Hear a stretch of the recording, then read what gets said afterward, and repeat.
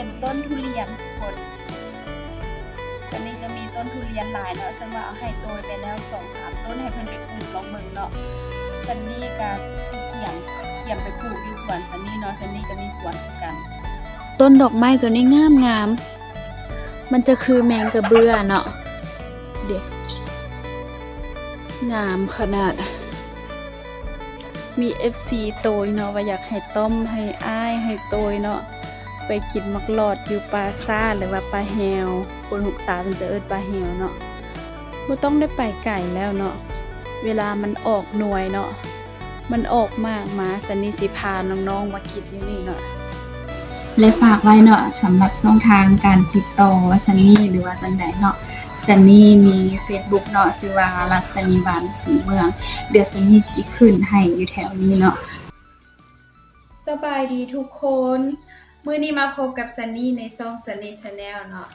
มื้อนี้ซันนี่สิออกไปนอกแต่ว่าไปซื้อผักมาเนาะผักหันแพงหลายก็เลยว่าคิดออกมีแกนผักอยู่เนาะตัวนี้ซันนี่เคยไปซื้อมาแล้วเนาะเป็นกรีนโอ๊กแล้วก็เลดโอ๊กเนาะซันนี่สิมาแช่ไว้แล้วก็มื้ออื่นซันนี่สิมาก้าเพื่อมาปลูกพอไปซื้ออยู่ตลาดแพงหลายก็เลยว่าสิปลูกเองจังได๋ก็สิปลูกผักแล้วเนาะซันนี่สิพาไปเบิ่งเนาะผักอยู่เฮือนมีหยังแหน่เนาะแล้วจึงสิออกไปนอกสิพาไปเบิ่งเนาะทุกคนไปเบิ่งกันก่อนสิออกไปเบิ่งผักเนาะซันนี่สิมาแพ็คอันนี้ให้กับเจ้าก่อนเพราะว่าก็จะสั่งไว้เนาะย่านว่าออกไปนอกแล้วกลับมาค่ำหั่นนะบ่มีเวลาเฮ็ดซันนี่จะแพ็คอันนี้ไว้มื้ออื่นไปก็เอาไปส่งกับเจ้าเลย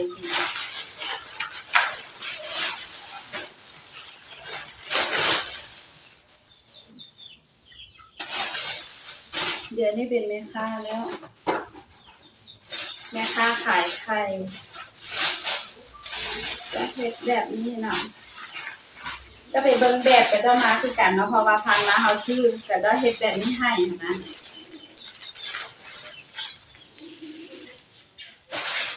พ่อกับแม่เอาไข่มาส่งอาทิตย์นี้ประมาณ17แตะจะก่อนหันกับ11ก่อนหน้าหันกับ2-3แตะเฮ็ดแบบนี้เนาะไข่ก็กำลังเริ่มใหญ่แล้วทำอิฐหันตอนเอาไปขายเนาะจะขายอยู่40,000 กีบขายอยู่80 บาทเนาะแต่ว่าสุดนี้หันมันใหญ่ขึ้นใหญ่น้อยสลับกันไปนั่นแหละแม่ว่าแม่ขอเพิ่มเนาะเป็นตะกี้40,000 กีบก็ถูกอยู่80 บาทเดี๋ยวนี้ขาย45เป็น90 บาทไข่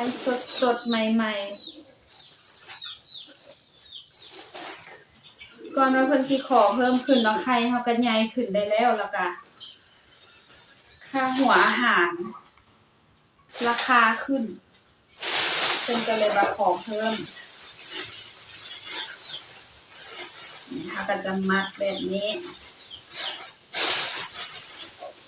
ใส่แบบนี้ไว้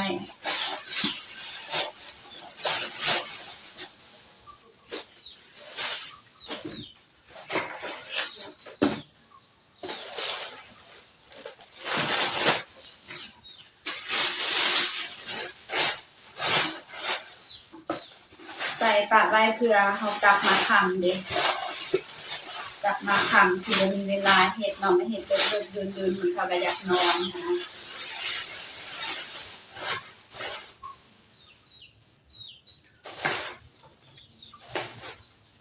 เมื่อวานนี่ก็ใส่ดาดแต่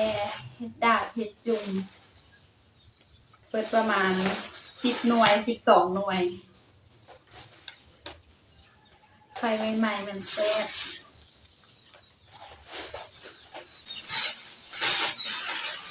ไข่ใหม่แซ่บหลายทุกคนซันนี่มีความคิดว่าแบบ คือโมซันนี่เนาะจะเปิดห้างเนาะจะเปิดห้างแบบเป็นห้างหมูสะไลด์เป็นเครื่องจุ่มเครื่องดาดเนาะเป็นซาบูเป็นปิ้งย่างอย่างต่างๆเนาะเพิ่นจะเปิดห้างแบบนั้นเนาะแม่นไผอยากคืออยากอีหยังเพิ่นมีให้ครบเนาะสมมุติว่าแม่นไผอยากกินจุ่มกินดาดอีหยังนะเข้าไปห้างเพิ่นคือว่าครบน้ำซุปอีหยังเพิ่นก็มีให้พร้อมเนาะแล้วซันนี่คิดว่าเนาะซันนี่มีไข่ซันนี่สิเฮ็ดเป็นแพ็กเกจจิ้งเป็นแล้วสิใส่เป็นกล่องเป็นแพ็กเนาะแพ็กหนึงมี10หน่วยหรือว่า12หน่วยเนาะซันนี่สิไปฝากห้างหมู่เพื่อแบบว่าไปต่อยอดหั้นนะบางเทื่ออาจจะได้ขายดีเนาะเพราะว่าคนซื้อเครื่องไปจุ่มไปดาดเนาะเพิ่นจะบางเทื่อเพิ่นก็จะซื้อส่วนหลายจะเห็นขายดีบ่อยากได้หลายก็ประมาณ10หน่วยก็มีสินะแบบแพ็กละ10หน่วยแพ็กละ12หน่วยราคาย่อมเยาเนาะบ่อยากซื้อเป็นแตะเป็นแผงนะคิดไว้แต่บ่ฮู้ว่าสิเกิดตอนใดเนาะแต่ใจคิดไว้ยังบ่ได้ลงกับโมเทื่อเดี๋ยวมีแต่ถ้าลงกับโมก่อนเนาะเป็นจังได๋สิมาอัปเดตให้เนาะเพราะว่าโมซันนี่จะเปิดเดี๋ยวนี้จะเป็นเพิ่นจะเปิด2สาขาแล้วเพิ่นได้ขายดี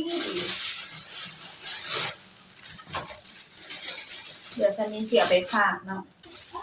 ซันนี่ขอตัวไปแพ็กให้แล้วก่อนเด้อแล้วจักหน่อยซันนี่สิพาไปเบิ่งผักสวนผักที่ปลูกเนาะบ่แม่นว่าเป็นสวนดอกจะเป็นแบบว่าเขาจะปลูกใส่กล่องโฟมอีหยังต่างๆให้ค่ะ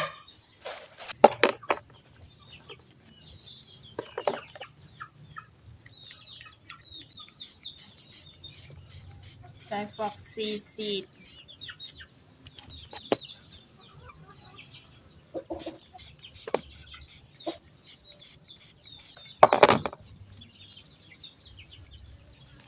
ซองมันอาจจะเก่าได้เด้อตัวนี้จะเป็นเรดโอ๊ก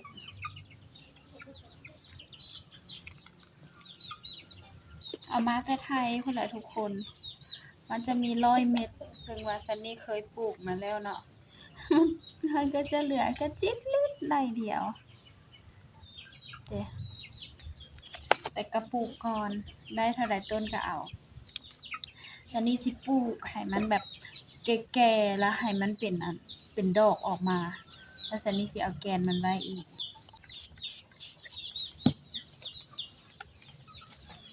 ตัวนี้จะเป็นกรีนโอ๊ก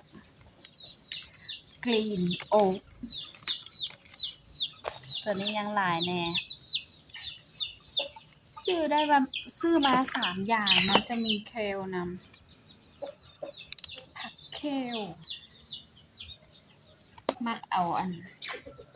าใบมันมาปั่นมาเฮ็ดเป็นผงแล้วก็มาปั่นซันนี่สิหมายไว้ตัวนี้จะเป็นกรีนโอ๊กตัวนี้จะเป็นเรดโอ๊กคนละฝั่ง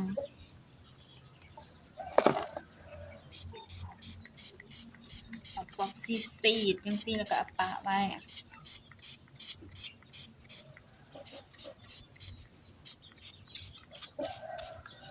ทุกคนตัวนี้มันผักเขาปลูกเนาะผักหอมเป๋บ่แน่ใจว่าไทยเอิ้นว่าผักหยังแบบนี้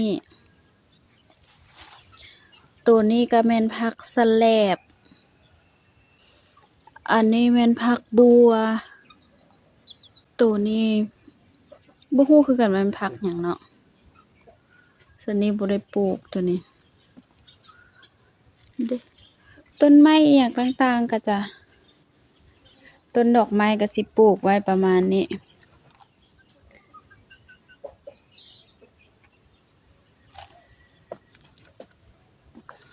ตัวนี้เป็นผักชีลาวดีไทยบ่แน่ใจตัวนี้อยู่ลาวเอิ้นว่าผักหอมป้อมแล้วก็กระเทียมใบกระเทียมแล้วก็ต้นหมักเพชรเนาะ ยังบ่ได้แยกออกจากเบ้าตัวนี้เทื่อบ่ได้แยกออกจากกล่องโฟมนี่เทื่อแต่ว่ามันออกดอกแล้วเด้ต้นดอกไม้ตัวนี้งามๆมันจะคือแมงกระเบื้อเนาะเด้งามขนาดหน้าตาเป็นคือแมงกระเบื้อเลยเป็นคือผีเสื้อเลยเนาะแล้วก็ต้นไม้ต่างๆก็แบบนี้เลยแบบนี้เนาะจะปลูกไว้แบบนี้ตัวผักสลัดที่ซันนี่ปลูกไว้เนาะเวลามันอันนั้นเนาะตัวซันนี่กำลังเพาะไว้เนาะเวลามันเป็นมาซันนี่ก็สิมาปลูกใส่กระถางแบบนี้เนาะตอนนี้ยังบ่ได้รดผักเทื่อเด้อบ่ได้รดต้นไม้เทื่อจะรดตอนแลงบัดเดียวก็ปลูกแบบนี้ไว้ปลูกไว้แบบปลูกไว้กองต้นมะขามเนาะเนี่ยใบมะขามเราก็จะเก็บแบบนี้ไว้เอาไว้เฮ็ดปุ๋ยข้างหัวก็จะมีแบบนี้เนาะใบยานางแล้วก็อันนี้มันเครือเขาฮ้ออยู่ไทยจะเอิ้นบอระเพ็ดเนาะทุกอย่างเนาะสมมุติแกงนออิหยังเขาก็เอาอยู่นี่แหละคือบอระเพ็ดคือใบยานางอิหยังตอนซันนี่เฮ็ดยาสระผมซันนี่ก็เอาอยู่นี่เนาะทุกอย่างมันเอาอยู่นี่เบิดบ่ค่อยได้ซื้อหยังเนาะใบม่อนใบอิหยังเขาก็มีได้นี่ตัวนี้เนาะเอาให้ไก่กินดีเด้อตัวยอดแบบนี้ไก่เป็นพยาธิบ่ไก่อิหยังหรือว่าเฮาจะป้องกันพยาธิให้ไก่อิหยังเนาะเฮาเอาเครือบอระเพ็ดนี่ไปให้กินเนาะหรือว่าโตยเนาะเวลาโตยเพิ่นอยากได้เนาะซันนี่สิเอาอยู่นี่ไปให้ซันนี่เฮ็ดยาสระผมเนาะเป็นยาสระผมออร์แกนิกซันนี่ก็เอาอยู่นี่เนาะหัวสิงไข่หั่นอยู่นอกหัวพุ่นเอาหัวสิงไข่ได้ซื้อแต่ขิงซันนี่ใส่หลายเด้อซื้อแต่ขิงแล้วก็น้ำมันมะพร้าวสกัดเย็นอิหยังเนาะซันนี่จะเอาผสมหน่อยนึงแบบนี้เนาะเอาอยู่นี่บ่จำเป็นต้องได้ซื้อเดี๋ยวซันนี่พาไปเบิ่งใบม่อนเนาะเดี๋ยวนี้มันจะค่อนข้างล้นได้แล้วตัวนี้เป็นต้นใบม่อนเนาะซึ่งยานางอยู่แถวนี้ก็มีอีกนะต้นใบม่อนช่วงนี้จะบ่งามปานใดเนาะมันจะเหลืองๆอยู่เฮือนนี่จะมี3ต้นเนาะซันนี่ก็จะเก็บเอาอยู่นี่ยานางนี่มีอ้อมเฮือนเลยแล้วก็ตัวนี้เนาะต้นอ่าวใหญ่ได้หน่อยนึงตัวนี้เป็นต้นใบหมากขี้หูดหรือแบบต้นมะกรูดเนาะตอนซันนี่เอาไปเฮ็ดยาสระผมซันนี่ก็เอาอยู่นี่เนาะได้เทื่อละโล2โลเดี๋ยวนี้มันบ่มีแล้วเนาะเหลือแต่2หน่วยเนาะแต่ว่าเฮาเฮ็ดยาสระผมเฮาก็เฮ็ดไว้หลายบาทเดียวเนาะเอาไว้สระเพราะว่าซันนี่เป็นคนที่ค่อนข้างว่าผมรนเนาะสิ่งที่สิเป็นยาสระผมออร์แกนิกเนาะก็คือว่าต้องได้เฮ็ดเองเนาะแบบนี้ตัวนี้ก็จะแม่นผักกะหล่ำเนาะจะปลูกอีกมุมหนึ่งของเฮือนอ้ายเอื้อยปลูกเนาะตัวนี้เนาะผักกะหล่ำกำลังงามตัวนี้แม่นต้นมักฮุงเนาะจักหน่อยก็สิได้เอาไปปลูกแล้วเนาะผักบัวหอมป้อมทุกคนอยู่ข้างเฮือนเนาะจะมีต้นมักลอดเนาะ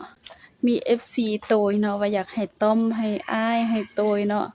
ไปกินมักลอดอยู่ปราสาทหรือว่าปลาแฮวคนหุกษาเพิ่นจะเอิ้นปลาแฮวเนาะบ่ต้องได้ไปไกลแล้วเนาะเวลามันออกหน่วยเนาะมันออกมากมาซันนี่สิพาน้องๆมากินอยู่นี่เนาะ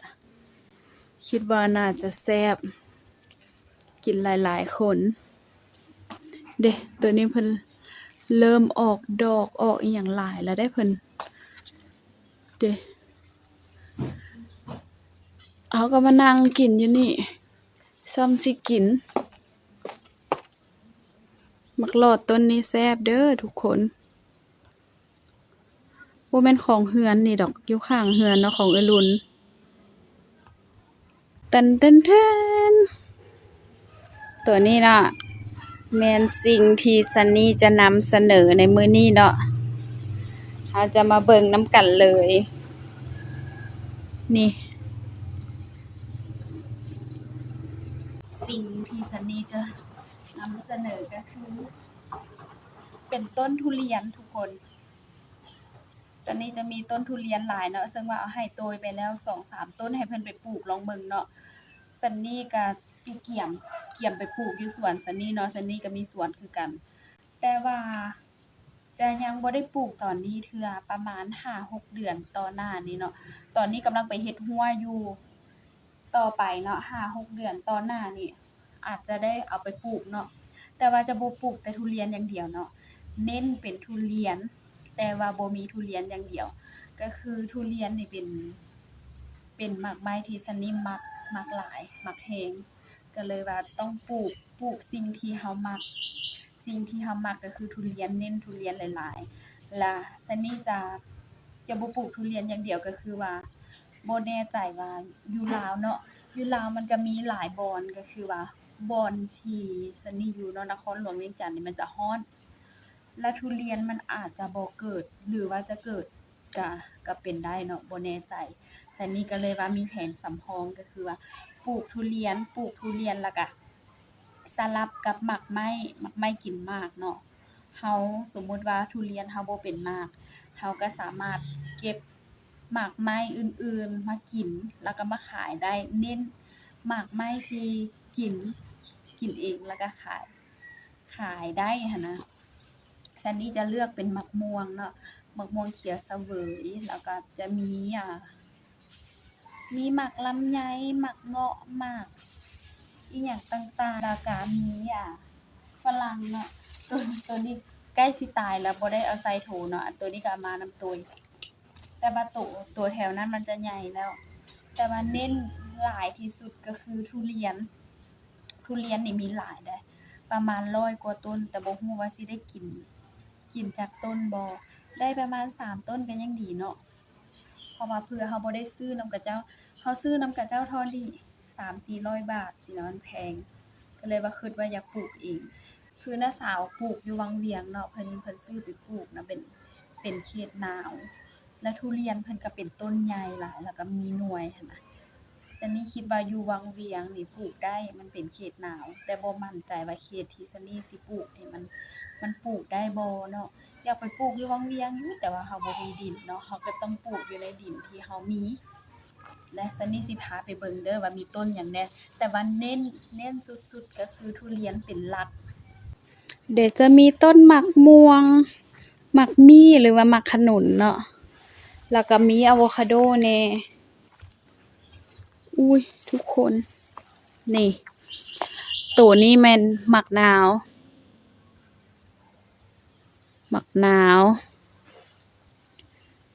เป็นหน่วยแล้วเนาะอะโวคาโดตัวนี้มีมดเป็นขนแบบนี้เลยมีปีกแล้วได้นี่โอ้มดเพิ่นมาเฮ็ดรังอยู่นี่ค่าดีบ่วะโอ้เดี๋ยวนี้กำลังเป็นนะอันนั้นมีปีกทุกคนนี่อุ๊ยมันสิบ่ตายบ่เนาะเด้ทุเรียนส่วนหลายต้นใหญ่แล้วได้ประมาณเม็ดปลายน่ะเม็ดครึ่งกายหัวซะนี่ก็น่าจะเป็นเม็ด60ไปแล้วเนาะเพราะว่าซะนี่เม็ด55เตี้ย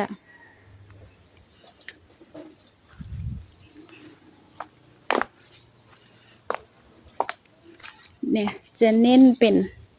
ฝรั่งหมักสีดานี่หมักสีดานี่น่าจะได้ขายดีเพราะว่าตามที่ซันนี่ไปซื้อเนาะ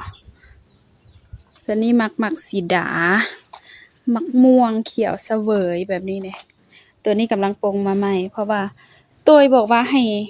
เวลาหน่วยมันออกเนาะออกสุดทำอิฐหันให้เด็ดออกซันนี่ก็เด็ดออกแล้วเนาะแต่ว่าตัวนี้น่าจะปลงใหม่แต่มันคือเป็นแข็งๆคือสิบ่ใหญ่นี่แหละทุกคนเด้หรือว่าพื้นที่เฮามันน้อยโพดบ่มันติดกันมันก็อันนั้นทุเรียนก็ปลูกไว้ดนแล้วมันจะสูงแล้วเนาะ เริ่มสูงแล้วนี่เป็นแมตปลายเกือบ2แมตแล้วเด้แต่ว่าตัวที่ออกมาจากสแลนนี่มันจะเหลืองตัวอยู่ในนี่จะออกเขียวๆแน่นี่ประมาณ100กว่าต้นแม่นไผมาก็เจ้าก็ขอปฏิเสธบ่ได้ก็คือได้ให้ แต่ว่าซื้ออยู่นอกนี่ต้นหนึ่งประมาณ60,000กีบ100กว่าบาทเนาะแต่ส่วนหลายคนมาแล้วมันมาขอโลดบ่ให้ก็บ่ได้ต้องได้แบ่งปัน